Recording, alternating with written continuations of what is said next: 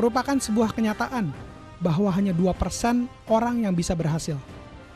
Bagaimana dengan 98% lainnya?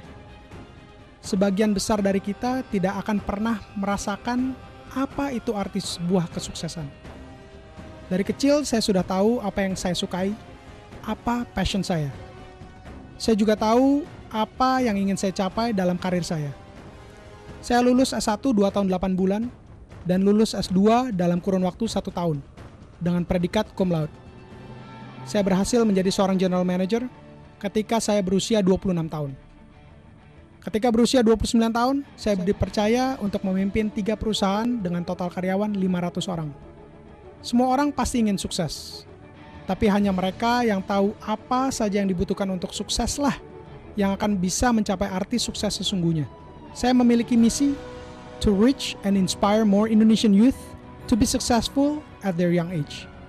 Karena bagi saya, kalau bisa sukses di usia muda, kenapa harus nunggu tua? Saya Billy Boon.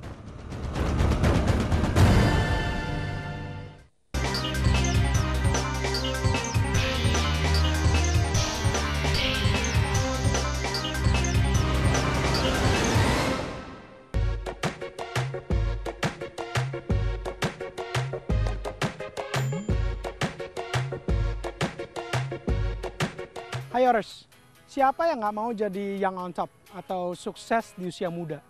Pasti semua pengen kan? Nah tapi sebenarnya apa sih yang dibutuhkan? Yang pertama kuncinya adalah untuk memulai sedini mungkin. Kemudian yang kedua adalah kerja keras pastinya. Nggak ada sukses yang tanpa kerja keras.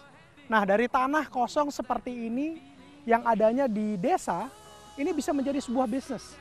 Yang bukan hanya menguntungkan dari segi profit, tapi juga menguntungkan untuk penduduk sekitar, untuk daerah ini. Jangan kemana-mana, this is Young on Top.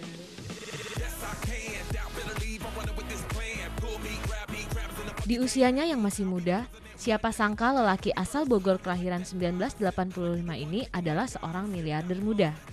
Adalah Elang Gumilang. Berawal sebagai penjual donat, kini Elang telah merambah ke bisnis properti dengan omset miliaran rupiah per tahunnya. Jika tidak sedikit pengembang rumah yang membangun perumahan untuk kalangan menengah ke atas. Lain halnya dengan Elang Gumilang yang membangun perumahan dengan dikhususkan bagi masyarakat kalangan menengah ke bawah. Kesuksesan yang ia raih saat ini bukanlah sesuatu yang instan. Berbagai proses dengan ketekunan dan kesabaran telah ia jalani hingga mengantarkannya pada kesuksesan. Sejak kecil CEO dari Elang Group ini sudah terbiasa dengan mindset kemandirian. Sejak kelas 3 SMU, Elang sudah memacangkan niat untuk membiayai kuliahnya sendiri. Tak heran berbagai jenis usaha ia lakukan dengan memanfaatkan peluang yang ada. Pada awal-awal merintis bisnis ini, ia juga banyak mengalami hambatan, terutama ketika akan meminjam modal dari bank. Meski begitu, Elang tidak pernah patah semangat untuk berbisnis. Hai Yours, pada sore hari ini kita lagi ada di summer, entah di negara mana. No, this is Indonesia. Saya sudah bersama Mas Elang Gumilang. Apa kabar? Baik. Akhirnya ketemu juga. Setelah berapa tahun saya dengar-dengar. Oke. Nah, kita langsung aja nih ya, Mas ya. Dengar-dengar ketika dari masih kuliah itu udah mulai jualan segala macam hingga akhirnya sekarang ini menjadi developer. Ya. Nah, bisa ceritain singkatnya nggak? Oke, jadi obsesi menjadi pengusaha saya pikir waktu itu saya pengen masa muda saya itu memang pengen menjadi mahasiswa ataupun pemuda yang berstatus pengusaha, dan itu memang bukan dari kuliah. Keren deh ya. Keren. Waktu itu iklimnya belum seperti saat ini entrepreneur tuh. Benar. Waktu itu saya masih SMA, tapi bagaimana mungkin cita-citanya besar. Waktu itu cita-cita tidak pernah terbesit itu menjadi developer. Cita-citanya waktu itu hanya menjadi pedagang ayam goreng keliling. Pedagang ayam goreng keliling. Iya. Oke. Tapi sampai akhirnya gimana, modal nggak punya, apa nggak punya. Nah, langkah pertama yang saya lakukan adalah saya SMA waktu itu dengan teman saya Rusiono, kita jualan donat. Jadi pagi-pagi kita harus datang ke pabrik, nyebarin donat ke sekolah-sekolah di Bogor ini. Jadi memang hampir setiap pagi kita gitu. Dan kedua, gaya hidup kita tetap hemat. Sangat hemat. Dulu tuh saya tuh kalau konsumsi seminggu tuh hanya Rp2.000. Jadi lebih banyak nahan laparnya. Ini tahun berapa? 1945 kali ya? 2000 ya? Enggak, itu tahun sekitar tahun 2003-an lah. 2003-an seminggu cuman uang jajannya 2000 untuk perak. Konsumsi. Kalau jajan sih ada, tapi kan harus untuk ditabung untuk dapat modal. Sampai akhirnya orang tua saya tahu saya jualan donat, ya dilarang karena waktu itu dekat ujian akhir nasional. Tapi saya nggak putus asa. Saya harus tetap jadi pengusaha dan saya butuh modal. akhirnya saya cari uang lewat jalur perlombaan. Alhamdulillah waktu itu saya ikutan lomba di Jawa Ekonomi, kompetisi ekonomi 10 Jawa, se-Jabodetabek. Saya juara semua, termasuk kompetisi akuntansi. Tapi tujuannya sebenarnya bukan penghargaan, nyari uang buat modal. Tujuannya bukan pengakuan, penghargaan, Iya. tapi nyari uang. Karena ketika juara ada uang ya. ada uangnya. Ada uangnya. Ketika saya pengen jadi pedagang ayam goreng itu, saya butuh 5 gerobak tuh, butuh modal 10 juta. Jadi wah, nggak masalah kuliah, siangnya, malam sore jual ayam goreng. Jadi cita-cita bukan sesuatu yang besar, tapi saya pikir, saya nggak tahu waktu itu, ya saya pikir ini hanya menjalani takdir saya aja. Oke. Seperti itu, sampai akhirnya ya terdampar lah saya kuliah. Dan waktu itu memang alhamdulillah saya diterima di 2 perguruan tinggi negeri dan 1 kuliah di luar. Jatuhlah pilihan saya di IPB karena saya pikir yang paling saya kuasai itu lokasi itu adalah Bogor. Nah, Oke. sampai akhirnya ada suatu musibah nih yang menyebabkan uang yang saya kumpulkan selama bertahun-tahun tuh ludes. Ketika jatuh sampai 0, ya. Terus kemudian yang saya pengen tahu, waktu itu apa yang ada di pikiran seorang elang? Iya. Kok mau bangkit? Ya, saya pikir waktu itu ada 3 hal yang membuat saya harus bangkit. Aha. Pertama, saya pengen membahagiakan orang tua saya. Oke. Jadi ya dengan beberapa kerintangan ekonomi keluarga atau semacamnya, saya pengen membahagiakan mereka. Itu 1.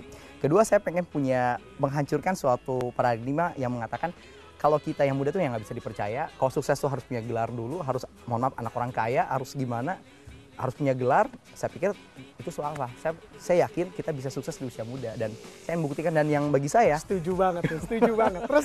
oke, dan bagi saya yang menang itu bukan orang cerdas, bukan orang pintar, tapi bagi saya adalah orang yang konsisten dalam melakukan apapun juga. Jadi ya orang besar apapun di dunia ini, mereka bukanlah orang yang cerdas bagi saya, tapi orang yang konsisten melakukan. Kita tahu Pak Karno saja berapa kali ya gitulah atau pahlawan kita. Jadi yang saya pikir bisnis pun sama, bisnis itu kita harus konsisten dan akhirnya ya yang di atas akan memberikan kita pertolongannya dengan kalau kita memang sabar. Dan saya pikir untuk jadi pengusaha memang butuh konsisten. Ketika terus terang yang membuat saya motivasi itu salah satunya ketika saya melihat keadaan bangsa kita, kemiskinan di mana-mana atau semacamnya. Dan saya melihat hobi saya kadang-kadang melihat di malam hari, ngeliat orang-orang yang kadang masih harus ngegerus sampah untuk nyari makan, atau kadang nanya rumahnya di mana Pak, rumah saya ini gerobak ini, kata si bapak yang itu. Karena satu keluarga tuh tinggalnya di gerobak. Dan bagi saya motivasi terbesar saya adalah bagaimana mereka menjadikan bangsa ini lebih sejahtera, lebih makmur, dan ya itu bagi saya. Kita rewind ke belakang. Pernah jualan minyak goreng? Pernah. Bahkan wah itu nggak mudah. Hah? Bahkan jualan saya malah Seorang mahasiswa jualan minyak goreng nggak malu waktu itu? malu Sempat. sih, malu. Tapi itu Oke. mungkin kayak di film-film. Saya dari Gimana tadinya ceritanya? Oke, dari saya jualan sepatu tadi, lalu saya beralih nyari bisnis karena saya selalu dikasih sepatu yang reject yang nggak bagus.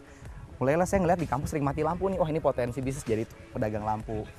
Ketika libur panjang, orang lain mengambil SPS maksud pendek, kalau saya berkelana ke jalur Pantura, ke pulau-pulau di Indonesia, ternyata potensi Indonesia tuh sangat besar sekali. Dan Oke. akhirnya waktu itu yang kepikiran saya adalah bisnis minyak goreng. Kenapa? Karena hampir setiap hari di kampus saya itu kan banyak kantin, banyak butuh minyak goreng.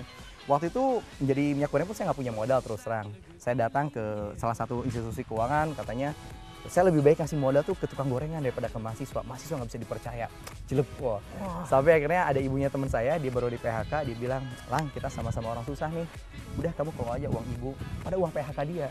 Oke. Dia pun sama-sama menurut saya sih sama-sama susah lah. Tapi dia mempercayakan akhirnya dari 4 juta, 10 juta.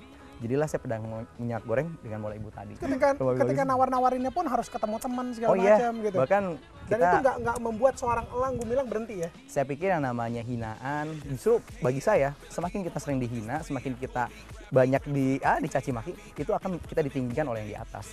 Dan Oke. kalau kita sabar tentunya kalau nggak Iya. ngebalas. Dan saya pikir itulah harga yang harus dibayar oleh seseorang yang pengen sukses. Siap menerima hinaan, siap menerima cacian. Ain't no doubt about it, girl. You're everything I need. Said you're everything I need.